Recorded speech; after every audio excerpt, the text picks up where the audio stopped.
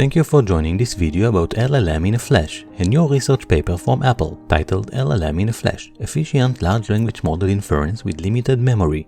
In recent years, we've seen the tremendous success of large language models with models such as GPT, Llama, and more. As we move forward, we see that the model size is getting larger and larger, and in order to efficiently run large language models, we need a substantial amount of compute and memory resources, which are not accessible for most people. And so, an important research domain is to democratize large language models, usually by reducing the model size. But in this paper, the researchers from Apple present a method to run large language models using less resources, specifically on a device that does not have enough memory to load the entire model. They do so using a novel method to load the model from flash memory in parts.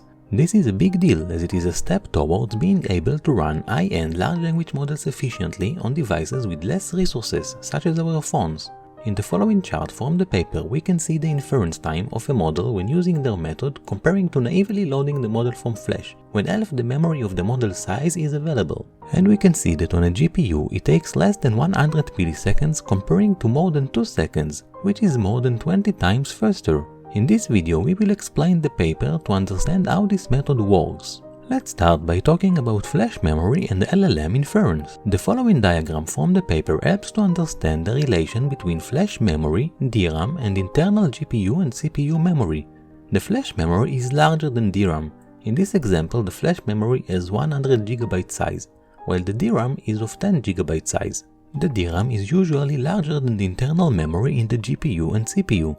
However, the flash memory is slower than DRAM. In this example, the bandwidth of the flash memory is 1 GB per second, while in the DRAM we have a bandwidth of 10 GB per second. Say we have a LLM weights in flash memory. Then for LLM inference, the standard approach is to load all of the weights into the DRAM. This can be a bit slow, but it happens once, and then pass weights to the GPU, possibly on demand when they are needed and not all at once. This is nice, but what happens when the available DRAM size is not large enough to store all of the model weights? Loading the model in chunks on demand from the flash memory in a naive method is very slow and can take seconds for a single inference. We saw this in this chart earlier. Okay, so what can we do to improve the inference latency in case we do not have enough DRAM size? The paper suggests 3 areas for improvement. First, let's review the 3 areas and then we'll dive into the first 2. One is reducing data transfer, or in other words, we do not read the entire model from flash memory, but rather load only weights that are really needed. The researchers also introduce a new method they call windowing, which we will cover soon, to reduce the amount of data transfer. Second area for improvement is optimization of chunk size we read from flash memory. In the following chart from the paper, we have the chunk size on the x-axis and the read throughput on the y-axis, and we can see that larger chunk size reads have higher throughput. The multiple lines are for using different number of threads. Third is smart memory management that helps to reduce overhead of copying data in the DRAM, which supports the windowing method, which we will cover soon. Before moving on, if you enjoy this content, then please subscribe to the channel and hit the like button to help this channel grow. We also send 1-minute read summaries by mail about the papers we review here. You may find the link to join in the description of this video. Okay, let's move on to learn more about how we can reduce the amount of data transfer. First, in each of the transformer layers we have the attention layer and the feed-forward network. And we know that the attention layer weights are kept in memory constantly. This constitutes about 1/3 of the model weights. So the dynamic loading is related only to the feed-forward network weights. And feed-forward networks are extremely sparse, so we want to dynamically load non-sparse segments to DRAM when they are needed. The dynamic loading is done using windowing, which we can learn about from the following figure from the paper. Instead of feeding all of the input sequence to the feed-forward network, we only feed it with a window from the sequence, in this example of size 5. When feeding the network with a window, we load the weights which we expect to not be zeroed out. We can see the active neurons in the initial window here.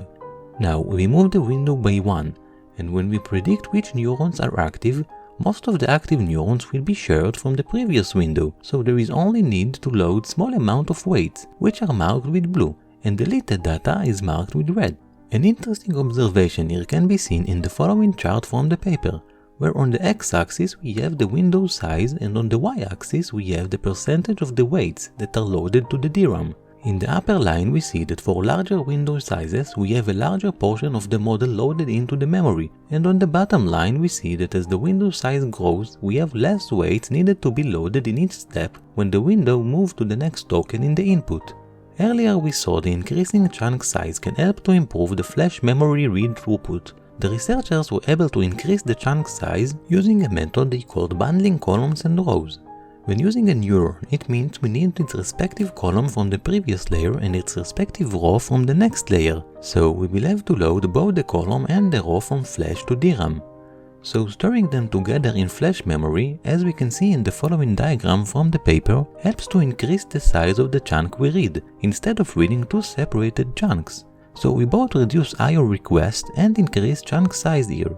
Another method that the researchers have tried and did not work is bundling based on coactivation, where the researchers showed that neurons tend to activate together with other same neurons. The researchers have decided to create a bundle in flash memory of each neuron with the one it activates with most of the times, and load them together when any of them is used. However, the results in this case show that neurons that are very active tend to be used in most of these bundles and thus loaded many times redundantly. Thank you for watching and stay tuned for more reviews of AI papers.